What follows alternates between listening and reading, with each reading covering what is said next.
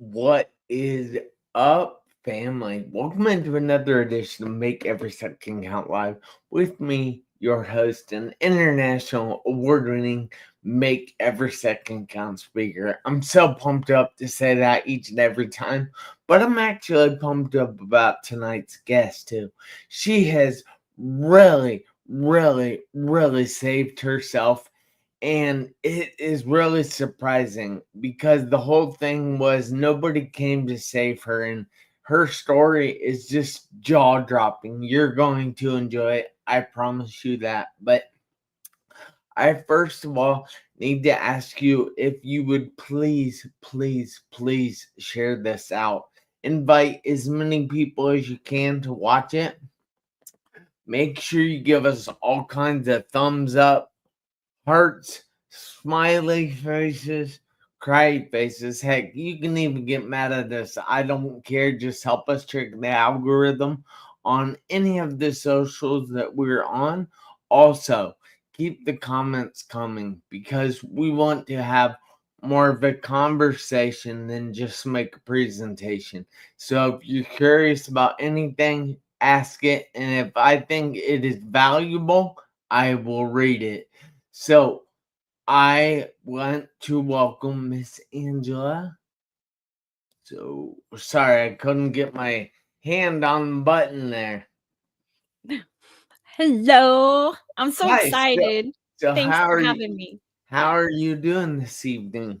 I'm so good, Jeff. How are you? Oh, I am fantastic, and I need to say that I love your glasses. They're very they're like something a character would wear, and I like that. Yeah, as I get older, I find I keep going bigger and have to keep going up on all the, how big the whatever it is. Now they're on a 2 or something like that, but yeah. Yeah. Well, that's I don't know if that's good or bad, but I'll say that's cool. So, with no further ado, I would like to go ahead and jump into the show. And if you could tell everybody a little bit about yourself. And when you do this, tell everybody who you are, what you do, and where you're from. Well, my name's Angela Sturgeon, and I live in a little corner of the United States called Kentuckiana because I'm on the Indiana side, but I face Louisville, and the only thing that separates us is the Ohio River. So we're all in here together, but that's where I live. I'm an Oh, I'm an author and a speaker, but I'm so passionate. This my whole life I've always been an advocate for resilience and personal growth. So it's basically using your life experiences and turning around trying to help other people. that is awesome. So I didn't know if you knew or not, but I am actually in Ohio. So we're not that far from each other, but that's just kind of cool. So I know personally, and I'm sorry, I'm trying to share this in groups to make sure certain people get in here. But I know personally because when I was 17, I was in a severe car accident. I spent 2.5 months in a coma and 3.5 in the hospital. I was told I might never walk again, but guess what? I do now. And I want to show everybody that social media is more than you really see because people put only the positive things out there. They only show that their life is going perfectly. But I wanted to show them that not everybody's life goes perfectly. And there are things that we have to grow through. Now, I don't say just go through because I think we have to grow through those things or we don't actually get through them. So, has there been anything in your life that you have had to grow through? Oh my goodness. Well, I think everybody has those pivotal moments, and I don't think I've had any just one of those moments, but I would talk about today, one of the most significant things that I've had to grow through was the belief that my past does not define my future. That is a great realization that I think a lot of people miss because they hold on to their past. So I'm curious, what does your past look like that you had to grow through that? Well, first of all, sometimes some people start out in life with, you know, a lot of things that help them get further in life.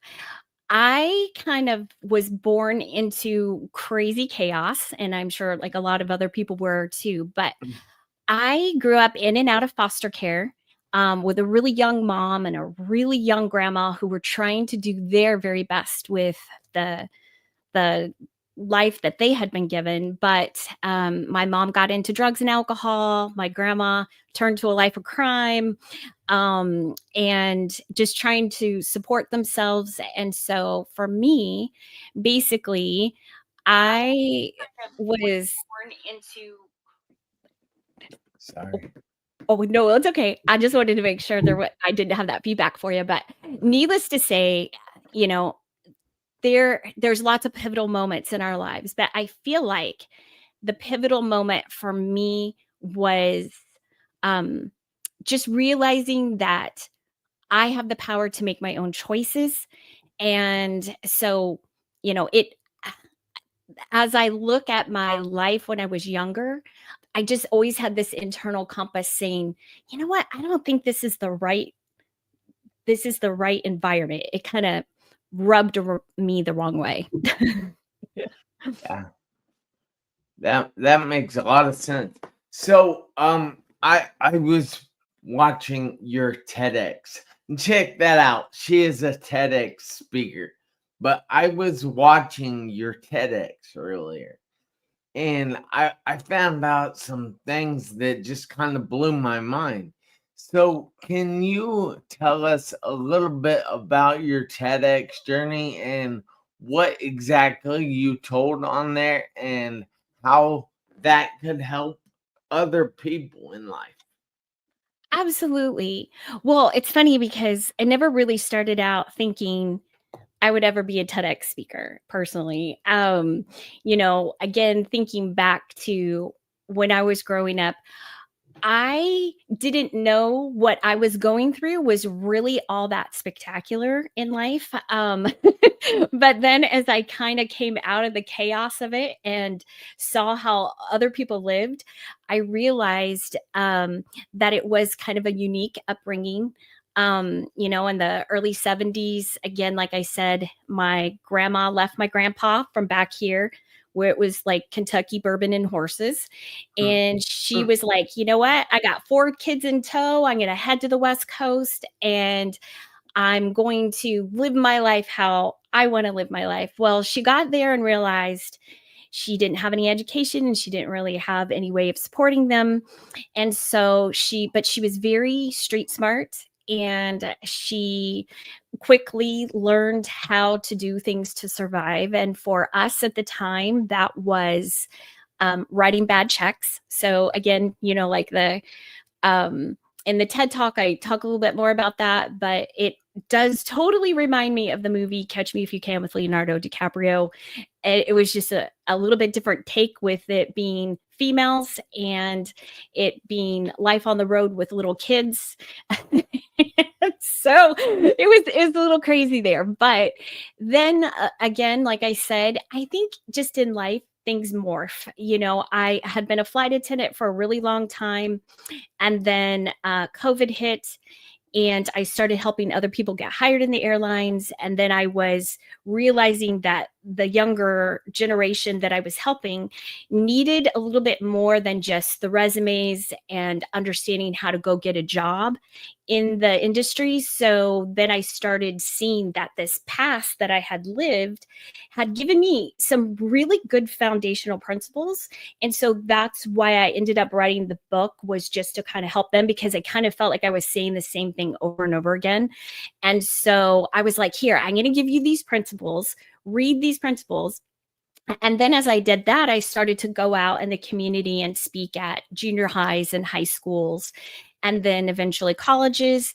And then I was approached and somebody said, you should really apply to be a TEDx speaker. And so I started to look down that path and what that looked like. And for me, my whole life, I've always, like, if I wanted to do something, I would go find somebody else who'd already done it.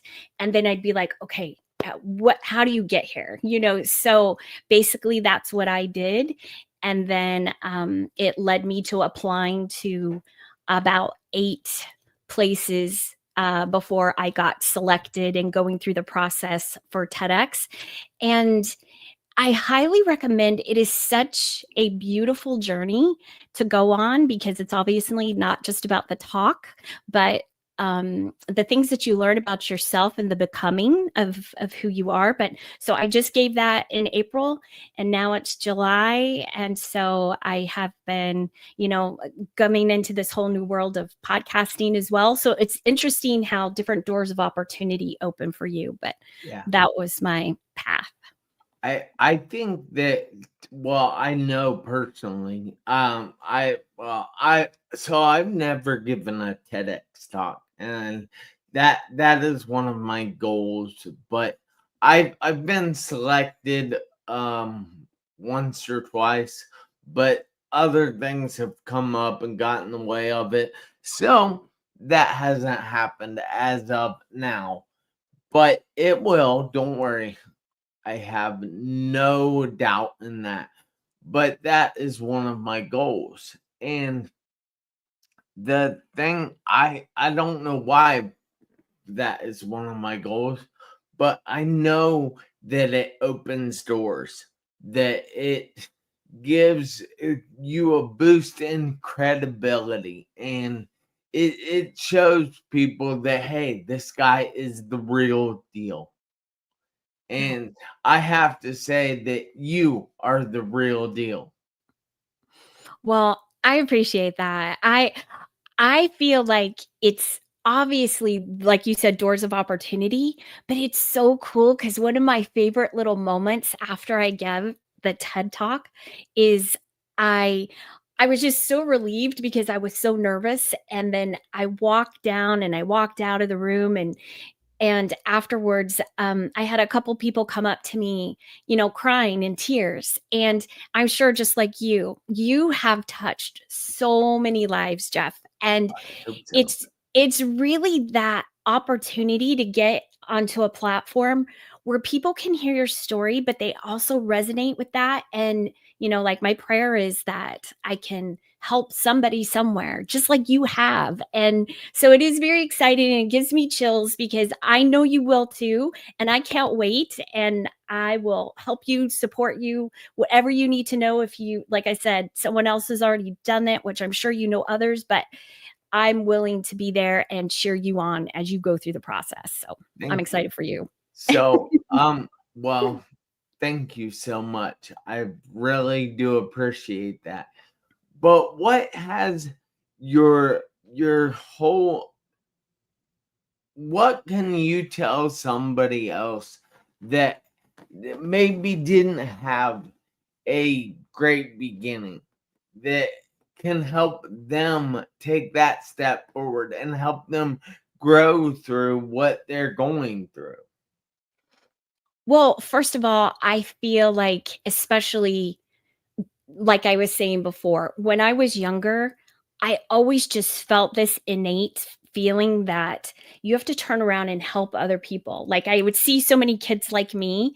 I used to work with high risk students, which meant like they were at high risk not to graduate. So it would be like gang members, unwed moms, foreign students from another country. And I was living in Southern California at the time. And so we had a plethora of kids that weren't graduating. And so I loved it because I could be boots on the ground down there with them and like seeing what, they're going through from their perspective. But everybody has to have the desire to have that personal development.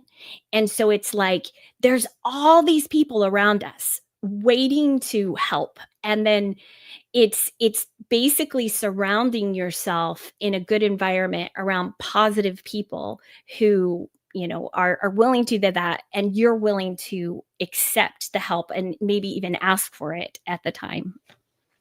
Yeah. So what like, let's say a kid out there has an alcoholic parent. How would you suggest something like to deal with that? I mean, that's got to be hard, I know. Absolutely. Again, first of all, knowing I'm not alone in this. There is a lot of people out there. When I was a kid and I was in that situation, I would hide it. I was ashamed. I didn't want anyone to know about it. And it made life so much more difficult for me. I tried to pretend like I came from a different background. I had even made up stories of where I came from. My dad was a pilot, and that's why he was never home, something like that. But again, so somebody who wants help, there are so many resources, and depending on your community, depending on if you're in school, so I could, point you in the right direction there. But also nowadays, again, podcast, getting on the internet and being able to say, hey, where is this tribe of people that could help me? Because I know just by listening to your show, all these amazing people that you've had that have been through these crazy experiences, that it's like, hey, this is how to contact me. This is what to do. But at the same time, too, you want to, especially let's say, like if you're talking about a kid in high school, they're going to want to talk to someone their age, and they want to know that somebody else out there is, going through something like that. And Alateen was a good place for me. And I always thought that was, because you'll be introduced to the 12-step program and all the resources that come with that. But again, having I feel like there's a turning point within everybody that happens. And then it's like, okay, wait, I'm ready and I'm willing to look for this help. But basically, hopefully that answers that question, because I feel like there's so many resources. Yes. Well, that question actually came from Ben Bruce Chris Jr., who lives in Nigeria, Africa, who is working in the Seychelles right now. It's pretty cool. Seychelles is in the Indian Ocean. You're in Indiana. Well, so that's kind of the same, isn't it? I think it starts with the same letters, but I Oh, all think, right. yeah, his mine's a little more farmland. I think his is a little prettier. All right. Yeah, I guaranteed that. So he was actually asking that question. So we thank you, Ben Bruce. And this is an international show. And then we have Robert Brooker that was talking about Catch Me If You Can, I think earlier. It said that's a movie he thought of when you were talking. And then we also have Damon Huber, who is a high school kid from my hometown. Well, he might be in high school now. He's close to high school, if not. And then we also have my dad, who is here. And then Ben Bruce also says, good evening, Angela. And then Robert also said hi to both of us. So I just wanted to point that out and celebrate everybody that is watching us tonight. We appreciate you guys so much, and thank you so much for the questions. Please put any takeaways that you have in the comments so we can see where you guys are taking things away in our talks. So, all right, you were talking about teen Alanon. All right, Alateen, yeah. Alateen. Can Yeah. you explain that for the people that might not understand it? Absolutely. Well, just like there's Alcoholics Anonymous or, for drugs or alcohol for the actual person that is trying to get clean, there's also family resources for the other people who are affected by the people who are going through that. And for the teens, it's called Alateen. And so it's going to be an in-person group. I'm sure now you could do a little bit of everything, whether Zoom or not. But, depending on your area, and if not, then I bet you could get on to a resource like he was saying, like he's in Nigeria. I mean, if he's got internet access, then could get into a group with people like that.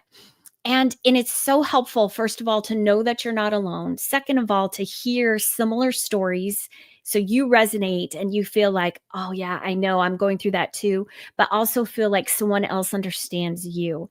And I think something that's so important is to remember, especially when you're going through really hard challenges or having a parent or something that's out of your control. That, like for me in my particular situation, there's so many times I felt like other people were making choices that just affected me and it was out of my control, which happens a lot with an alcoholic parent, and things like that.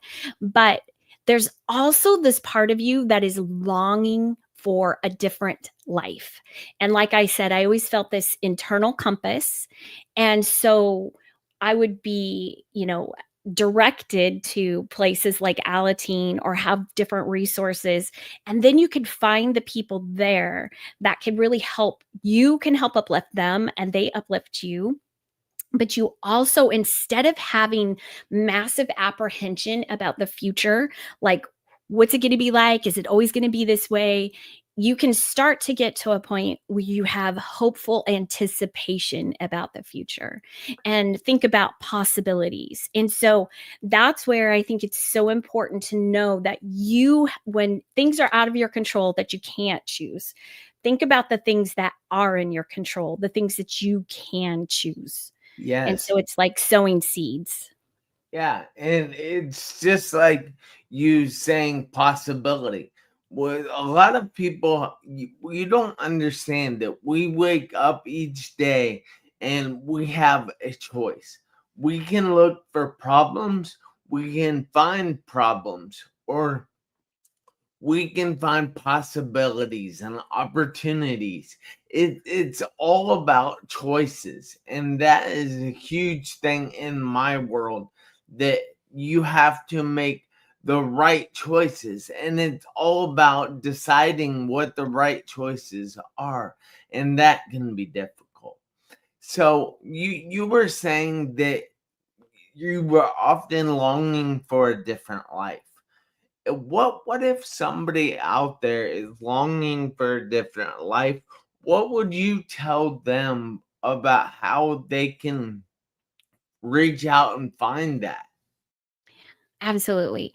Well, like you said, I'm going to play off it a little bit and say where attention goes, energy Energy flows. flows. So like you said, when you're longing for something different, you first have to be able to envision what that looks like.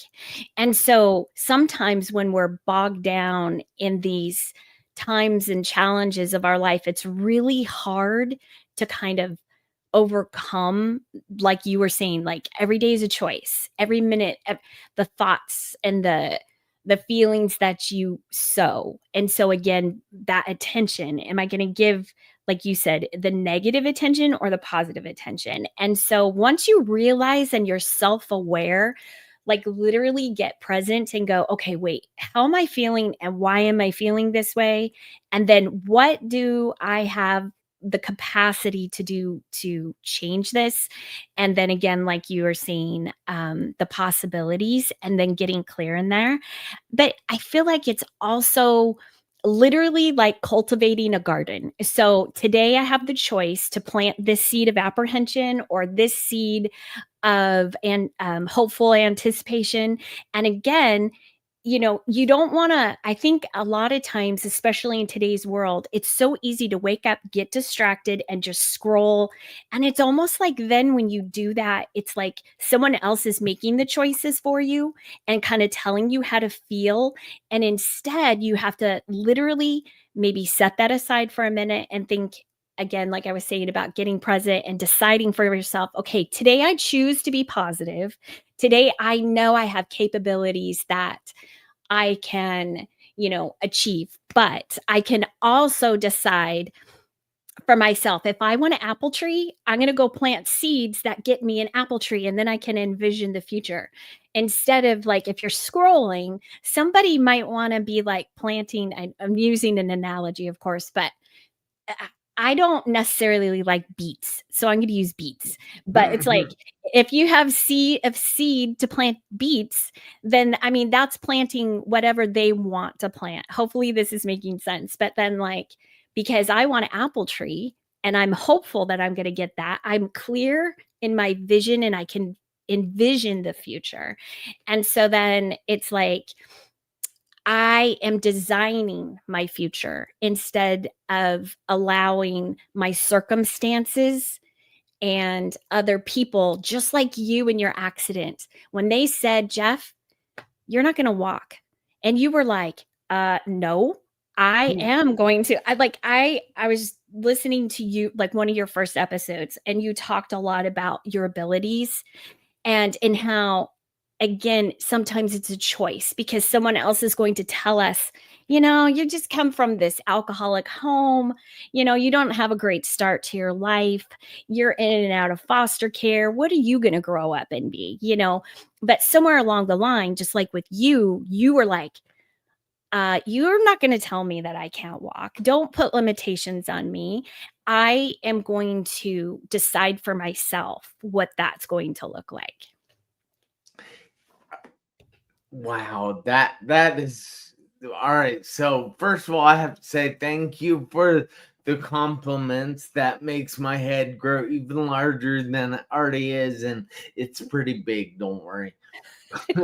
But I need to say that, guys, I hope you're paying attention. I hope you're writing some notes because what she just said is gold. And it will seriously help you out. But, dude, man, I don't even know how to follow that up. You have me lost for words now. So, but I'm going to say that we're almost out of time, and that is unfortunate because I could do this talk all night with you. But do you happen to have any contact information you would like to give out? Absolutely. I do have a website. Because of my aviation background, it's called Inspire Flyers Inspire and Flyers. inspireflyers.com. And then, of course, I'm also at inspireflyers@gmail.com. But yeah, and then my book is on Amazon. It's called How to Be Resilient for Turbulent Times: 7 Guiding Resiliency Principles. And I mean, I don't mean to just say, hey, go buy the book, but Go literally buy the book, I guys. go buy the book because I promise you, you will relate and you will have like, it's such a good foundation to create lift and take off because that's what it's all about. We're here to help each other be better, share your light, share your gifts and your talents. And I just tell you, no matter what your circumstances or where you are in the world, you are loved and you have amazing things to share with each other. So Yes. that fantastic. I couldn't have said that better myself. So I give you kudos. Thank you, Jeff. Yeah, and Robert says he's loving the aviation terms. So you're doing a good job. Oh, thanks. Yeah. But I need you to do me a favor this week, next week, and for the rest of your life. And this goes for everybody out there. I need you guys to make every second count. Why? Because you never know when the seconds will run out on your one life. I'll see you guys back here next Tuesday, 7 p.m. Eastern Time. Again, thank you so much, Angela. I have a feeling I'll be talking to you more on the show. Thanks, Jeff. Thanks Yep. for having me. You have a fantastic night. You too. Take care, everybody. Bye.